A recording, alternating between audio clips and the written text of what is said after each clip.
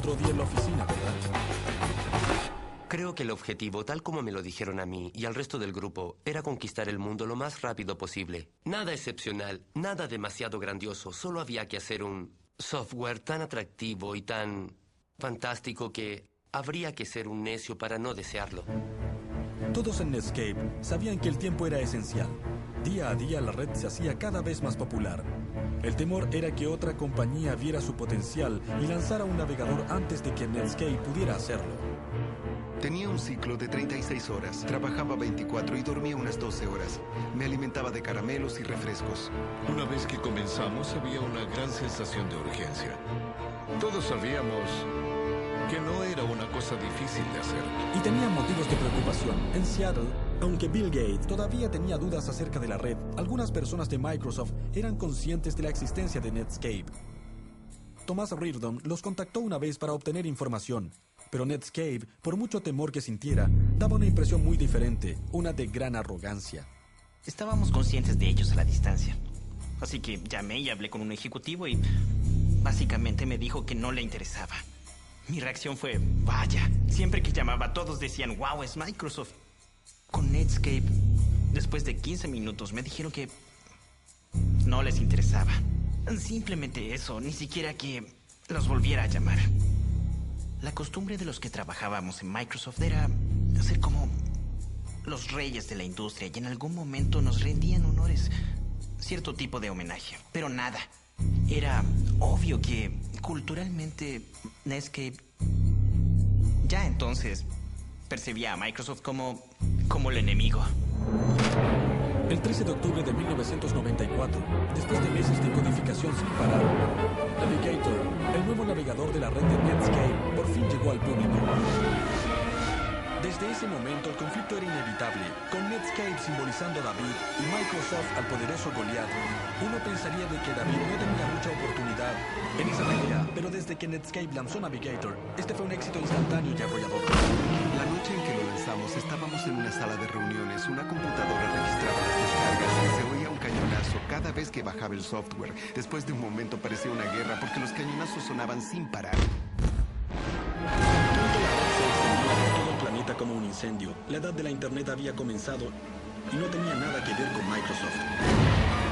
Nunca habíamos visto algo así en la historia del software. En 30 días, el 90% de la gente que estaba en la red cambió de Mosaic a Netscape. Eso no sucede con el software. Nunca, jamás, jamás. Hubo un momento en que Netscape llegó al 1.000.000 de descargas y de pronto pensamos, ¿qué está pasando? ¿1 millón de descargas? Eso es bastante. Pero la preocupación que Microsoft sentía por Netscape iba más allá de su pequeño navegador, para comprender por qué se requiere cierto conocimiento técnico. En el negocio de la computación, las compañías más poderosas controlan lo que se llama una plataforma de software. Es el software sobre el que otros programas pueden funcionar. Con su casi monopolio del sistema operativo Windows, Microsoft controlaba la plataforma máxima. Todo el negocio computacional estaba basado en ello. Durante años fue imposible imaginar que alguien pudiera desafiar su supremacía. Pero ahora los rivales de Bill Gates en Silicon Valley imaginaron un futuro diferente. Un futuro en que el navegador sería una plataforma alternativa, en que todas las necesidades pudieran resolverse en línea. Así se nivelaría el terreno en la industria. Y entonces Windows, el software más rentable de la historia del mundo, sería irrelevante. De pronto nos dimos cuenta de que teníamos un defecto en la armadura. Había una forma en que se podía desplazar la franquicia Windows. Había situaciones que podía llegar a ser populares y en los que podríamos perder nuestra posición de liderazgo. Microsoft no podía ignorar el repentino éxito de Netscape. De pronto Bill Gates comprendió todo. No solo la importancia de la red, sino la dimensión de su propio asombro estratégico y la necesidad de hacer algo al respecto. Tarde una noche, Gates se sentó ante su computadora y escribió un memorando a sus tropas titulado El maremoto de la Internet. Declaró que la red era el desarrollo individual más importante de la computación desde el invento del computador personal. Decía que Netscape era un nuevo competidor apoyado en la Internet, un competidor que Microsoft debía igualar y vencer. Era un giro total, no era algo que se pudiera comenzar la próxima semana ni el otro mes, sino que ahora mismo había que hacer cambios. mensaje de Bill a la compañía era: debemos encontrar muchas formas de poder librar esta nueva batalla. Seguramente ese fue el comienzo de la guerra de los navegadores. En 1993, la Internet era desconocida, con excepción de un pequeño círculo de piratas informáticos y científicos. Pero en el 95, la situación cambió totalmente. Gracias a la magia y a la energía frenética de un grupo de ingenieros de Silicon Valley, la Internet se convertía en un fenómeno a gran escala, en una tecnología comparada en importancia con la televisión y la imprenta. A la cabeza estaba Netscape. Su navegador se convertía en la puerta de la red para millones de personas. La compañía tenía un presidente ejecutivo respetable y los ingresos aumentaban. El futuro se veía muy brillante, ¿o no? Este hombre pensaba que no. Se llamaba Gary Riva y es un conocido abogado antimonopolio de Silicon Valley, quien en 1995 estaba ejercitándose para la pelea de su vida. Como muchos en el valle, sabía que Bill Gates vendría por la Internet y sabía mejor que nadie, después de toda una carrera peleando con Microsoft y representando clientes de Silicon Valley, que cuando Gates venía por tu negocio, una cosa era segura: había sangre. Ahora Netscape había contratado a Riva. De inmediato vio que la nueva compañía había subestimado terriblemente la amenaza que enfrentaba. Netscape suponía que Microsoft se vería obligada a obedecer la ley, o que alguien los obligaría a obedecer la ley. Me imagino que no es algo excesivo, porque si alguien comienza un negocio, no espera que su competidor le queme la fábrica o vaya donde los distribuidores y los amenace con eliminarlos del mercado si distribuyen otro producto. Pero les diré algo, eso fue lo que hizo Microsoft. El problema era que Microsoft y Bill Gates veían a la nueva compañía como la amenaza principal a su dominio.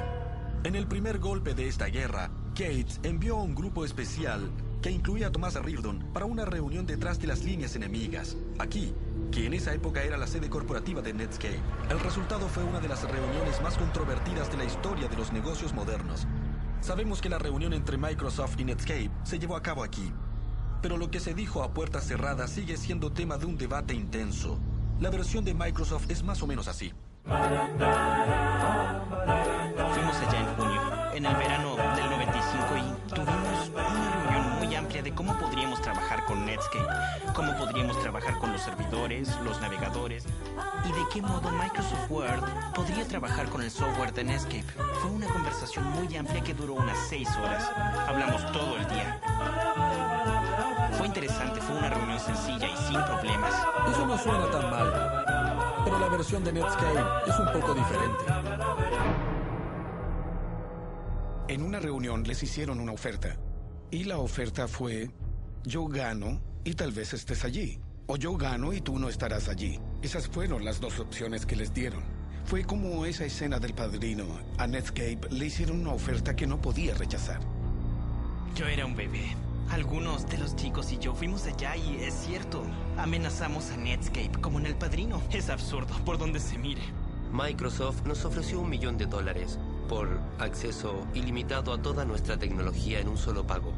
En esencia nos dijeron: les compraremos todo el negocio por $1 millón. Tómenlo o déjenlo, pero si lo dejan, copiaremos todo lo que hagan. Recuerdo que en ese momento pensé: si esto no es ilegal, debería serlo. Si lo que Netscape decía era verdad, significaba que Microsoft había quebrantado la ley antimonopolio, para ser más preciso. La esencia de esa ley es regular la conducta de las compañías que tienen un monopolio, lo que muchos expertos decían que era el caso de Microsoft con su sistema operativo Windows. Pocas horas después de la reunión, Netscape le dio instrucciones a Gary Riva para que avisara al Ministerio de Justicia sobre lo que había pasado y comenzara el trabajo preliminar para una demanda contra Microsoft. Pero Thomas Reardon olió algo sospechoso. ¿Por qué Netscape tenía un abogado antimonopolio y no cualquier abogado, sino el legendario Gary Riva? El hombre conocido, famoso por ir durante años tras Microsoft e instigar una demanda del gobierno en contra de la compañía. Sabíamos que nos habían engañado, que todo fue planeado. ¿Una teoría paranoica? Sin duda. En esa época Netscape era la compañía de alta tecnología más popular. ¿Por qué necesitaba engañar a Microsoft?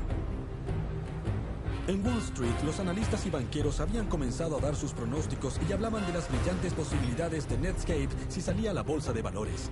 Miré nuestras proyecciones para Netscape y me di cuenta de que era posible que fuera la compañía de software de mayor crecimiento de la historia. Jim Clark comenzó a golpear la mesa y dijo, hay que cotizar en la bolsa, hay que hacerlo ahora. Y todos le dijimos, ¿en serio? ¿Estás seguro? Casi se podía predecir que tendríamos al menos un ingreso de 60 u 80 millones. Un momento, esperen un minuto, pensemos en esto. Antes de Netscape, la regla estándar de Wall Street era que una compañía necesitaba al menos un año, ojalá 2, de obtener ganancias fuertes antes de pensar en cotizar en la bolsa. Pero en 1995, Netscape solo llevaba un año de existencia. No tenía un centavo de ganancias y no tenía idea de cómo lograrlas. Según Jim Clark, el motivo para cotizar en la bolsa era porque quería una gran ganancia para construir el yate computarizado más grande del mundo. En esas circunstancias, era una locura salir a la bolsa, ¿no creen?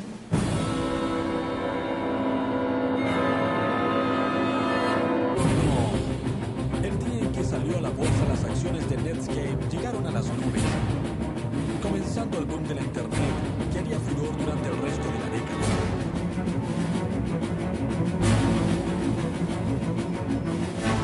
Yo me encontraba en el parque y fui a hablar con nuestro corredor David Slade y Marta Solda, el encargado de nuestro escritorio. Se paró frente a mí y literalmente impidió que me acercara a Dave. Le pregunté qué pasa. Me contestó, hay un enorme volumen de transacciones y Dave necesita toda la concentración que pueda conseguir. Comenzamos a ver mayor cotización de la historia, mayor crecimiento. Todos dijimos, en verdad le gustamos a la gente. La Internet empezó de la nada a ser la historia más grande en llegar a los medios de comunicación y a la conciencia del consumidor. En ese momento fue cuando el nivel de atención simplemente rompió los mundos. Se había invertido 5 millones en la compañía y el día de la cotización al cierre de la bolsa era de 663 millones. Justo lo suficiente para que Clark comprara su yate y suficiente para que Netscape fuera una empresa cotizada en la bolsa con acciones a $120, sin evaluación de más de 2.000 millones. Los ingenieros de Netscape, jóvenes veinteañeros, eran ahora sabiendos famosos sumamente ricos. Por supuesto que se les subió la cabeza. Obnubilados por su éxito, comenzaron a pensar que eran invencibles. Trataban incluso a sus aliados con indiferencia. ¿Y a sus enemigos? A uno en particular. Quebrantaron una de las reglas fundamentales de Silicon Valley, no burlarse del gigante. En la época en que nadie osaba insultar a Microsoft, Marc Andreessen no dejaba de declarar a la prensa su desprecio por esa compañía. En muchas ocasiones Marc Andreessen dijo claramente que Microsoft no le impresionaba, que además el software no era de gran calidad y que Windows estaba muerto. Una de sus declaraciones fue que Windows terminaría siendo una serie de controladores mal depurados. ¿Una serie de controladores mal depurados? ¿Qué significa eso? Para gente como usted y yo, no suena tan mal. Pero si es un ingeniero que habla en tecnicismos, el comentario de Marc Andreessen equivalía a una ofensa a Bill Gates. Y le siguió justo el juego a Bill Gates, alentando a Microsoft en una guerra incipiente contra Netscape. Para los desarrolladores de Windows, que eran algunos de los mejores del mundo, que alguien llamara a su bebé una serie de controladores mal depurados era un golpe bajo. Fue algo muy insultante y realmente los motivó a seguir. Yo puse personalmente fotos de los ejecutivos de Netscape en los pasillos con sus declaraciones. Algo que motivara a todos para que supieran que esas eran las personas con quienes luchaban. Luego comenzaron a aparecer artículos que decían Netscape, la nueva Microsoft.